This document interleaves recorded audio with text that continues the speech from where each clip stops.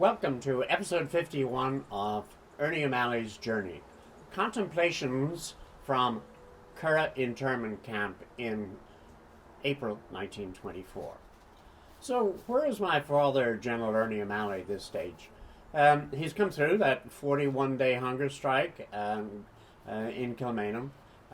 Went through two hospitals, the Brickens Hospital and now the Curragh Camp Hospital.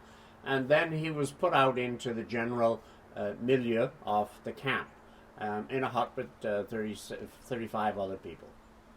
So we're coming near the end of our journey, and we're in a sort of a stable condition out in the Curragh camp. And as we read through the Singing Flame, we see an interesting development come. My father has been occasionally poetic and lyrical, but this is coming, perhaps because it's coming toward the end of his memoir. He's very reflective and thinking about broader terms than what is physically in his immediate environment. But let's listen to what he's reading in The Singing Flame. It was hard to distinguish as one walked around the camp the professions or occupations of the men. A doctor might have ragged trousers and a nondescript shirt, while a laborer might have a neat collar and tie.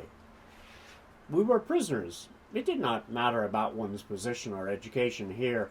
All ranked were equal. Officers who had been in charge of divisions counted no more than the volunteer. No one was allowed to swing his weight about. Men had been tested in the field, in jail, and in the camps, and some had not withstood the test. In Clare they said, "Never trust a peeler till he's 7 years dead." As a Republican, one was evidently never sufficiently tested until one had died in the Republican faith. A man was judged not by his exploits in the past, but by his outlook at the present. Men had been taken from all that goes to build up a distinct environment and whatever tended to influence their lives and their outlook, and here in the camp they met. All superficialities were stripped off, all of appendages that disguised a man's worth. Here were countrymen, townsmen, citizens with their different accents, the crisp, clipped, flat, even, undulating, broad, singing, flowing intonations of those who had read well the sturdy speech of the soilsman, Gaelic from the Gaeltacht, Gaelic idiom in English, the slang of cities, especially that of Dublin with its tongue stuttering against the palate. There was no background into which men could imperceptibly fit. We were particles in suspension waiting for further tests of our properties. There was a recasting, a new shaping of values. Some had nothing but the touch of earth in their words, but others carried a whole atmosphere with them. The clay was on their feet. A few walked with a perpetual sag and bewildered look, others with chins out, a damn them anyhow expression. Often the schooled man was stripped of his air of assurance, his dangerous little knowledge. The city man, apart from the factories, workshops, streets, and excitement of movement, must have found himself lost. But he was adaptable, and more so than the countryman was used to good food and a bulk of it. Country bellies cried the most. Listening to the talk of men whose conversation is part of life and whose social sense is strong, one felt how little of real living there was in the towns and cities. Just a series of incidents strung together like their tram lines. Dublin was different to the other cities in that its men were sturdy. I did not see much of that other Dublin that I now once sensed. with its intellectual communal spirit and the talking of ideas which became an end in itself, to the loss of organized creative force. I could see how discipline, technique, and form gave way to the Irish curse of facility. But things mattered in the country. They happened and were woven into life, as surely as the elements shaped the land and both shaped the people, so surely did the people mold the accidents, the minutiae of daily life. There was craft, cunning, caginess, a bumptious disregard of applied conventional knowledge, often a know-all assertiveness. But there was a strange sense of life and youthfulness, vitality to compensate. The city, with one's neighbors, an enigma, a cipher, met the open book of the countryside. Not so open either. It needed understanding, alertness, and interpretation. Its simplicity was simply gentle and disarming, could hide a stone of satire and malice. There were layers of intolerance and budding pastorship in the individual. He would watch and comment on another's soul and solution. There may be a big dose of a school teacher in our race. Little was dismissed too easily in terms of morality and lack of it. But they stopped when they were singing. That was a definite expression. Nearly everyone sang. They put into it what they failed to convey in their speaking voice.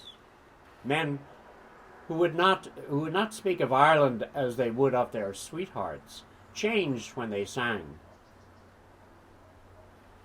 Then she was dark Rosaline, the dark dear head, Granuaile, Silk of the Kine, and other names, Erin, Bamba, Fodla, Inishfail, and the Life of Destiny. So, I mean, here it's almost like a history lesson and an observation of sociology of who the people of Ireland were, where they were from, what their tones were like, how they spoke.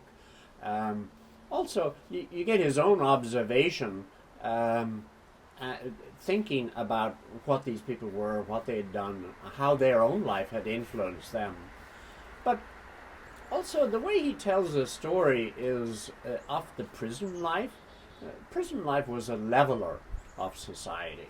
So, no matter where you were, whether you were a general or someone from the inner city in Dublin, you were equal in jail. And I think my father points this out, that perhaps was disarming to some of those people. You can also see his comparative analysis of who fared best in that. And I think maybe the countrymen come out better because they have a more relaxed atmosphere. They have a lot of other hang-ups, but they're able to cope in a more relaxed manner. Let's continue his reading here. The provinces could be distinguished. Connaught, more out of the way, less visited, more of the why and where and what his father was. Neighbourly and Gabby, the quickness of the sky change in them, and a hardness that was like the strange lights that defied light distance. Wild blood. Ulster, quieter, with a droll humour, a swarthy anger, more men of action. Leinster, more anglicised, stabler, flatter in speech, a little introspective because of the cities, chiller in conversation, but observant. Munster, loquacious, egotistic, quicker in mind, and the furthest south had the remnants of the old learning. They trimmed and adorned and brought forth swift arguments. Men from the Gaeltacht had sometimes an impenetrable aloofness. Their bleak-coloured lands released imagination by sense of space and mistread effects of changing light. Ours was the country of broken tradition, a story of economic, social, and mental oppression, propped up by a mythological introduction, innocence of archaeology and our historical interpretation. To compensate for the submerged centuries, our early historical significance had been emphasized. We were a nation of saints and scholars. We had often been told, but our experience had disproved this cliche. If sainthood was intolerance, we had a great share of it. If scholarship was living on the unearned appreciation of people who wrote or taught 1100 years ago and whose works were hardly known by them, then we were scholars. We did not see enough either of the unbroken arrogance of chiefs or a purely literary, unsifted by literary criticism. We saw France and Spain through respective glasses, when they, to suit their ambitions, sent us expeditions that came too late, landed in the wrong place, or were destroyed by protecting English storms. The law of aristocratic tradition were in our teeth. We favored the Royalists in the English Civil War, the beaten South in America, and the Irish battalion that had fought against Italian freedom in the Regimentorio. Bookish fairy tales and the glamour of feudal tradition, bright, resourceful kings, and lily-skinned princesses. In print, they ousted the verbal folklore that dealt with heroic characters as human beings. For France and Spain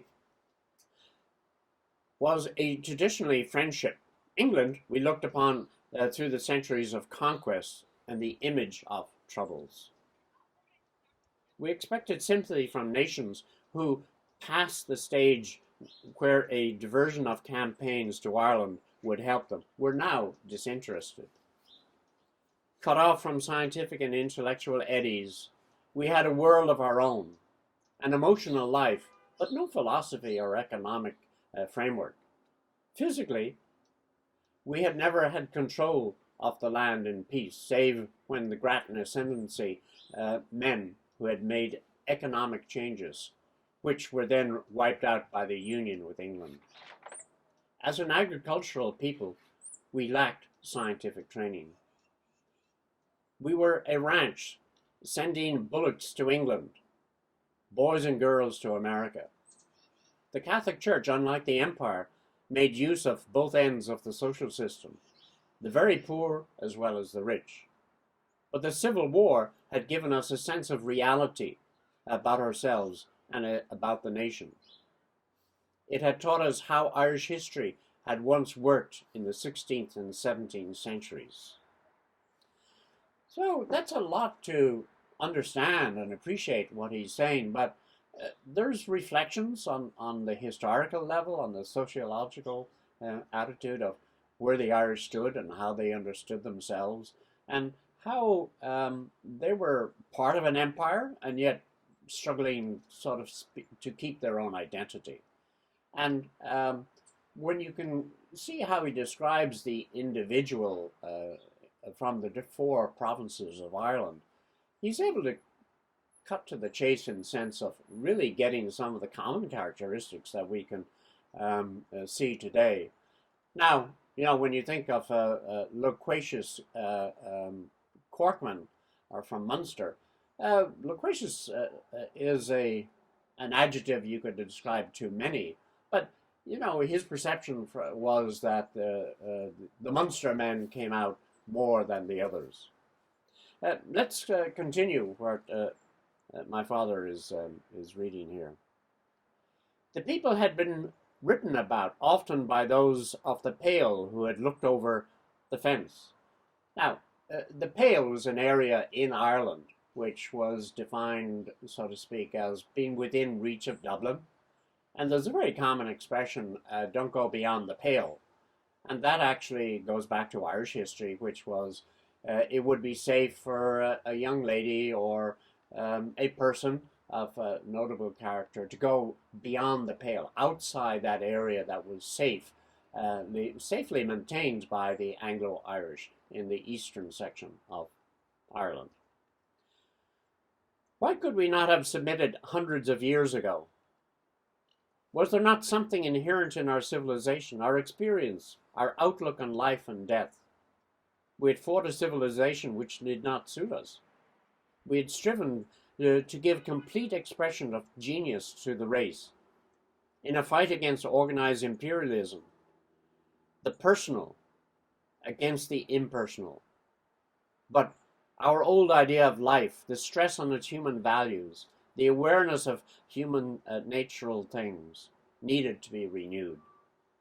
We wanted to solve our problems in our way and in our time, to release the effort and have been frustrated, to readjust our warped sense of values.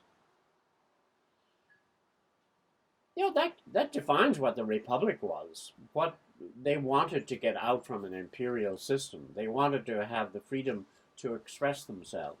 They wanted to have the chance of sovereignty, of make your own destiny, of be free to choose. And if you make a mistake, then it's your mistake. But at least you are making that decision. So in the course of this, you see my father writing in a manner that he hadn't been writing earlier. There were certainly sections, parts of On an Old Man's Room who had this lofty, ethereal, lyrical and poetic sense. But it really comes through here as we're coming toward the end of this era, the end of this actual memoir.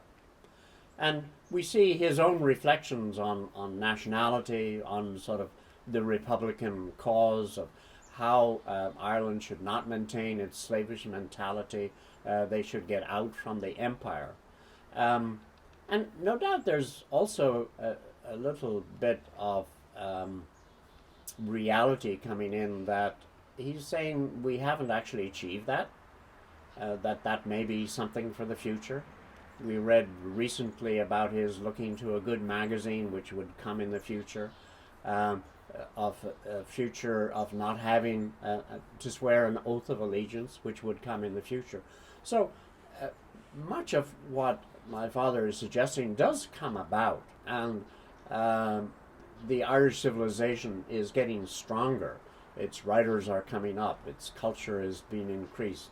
And by throwing over the mantle of the British Empire, Ireland is once again sort of on the stage of the map. So next time, join me for Still in the Curragh internment camp in May 1924.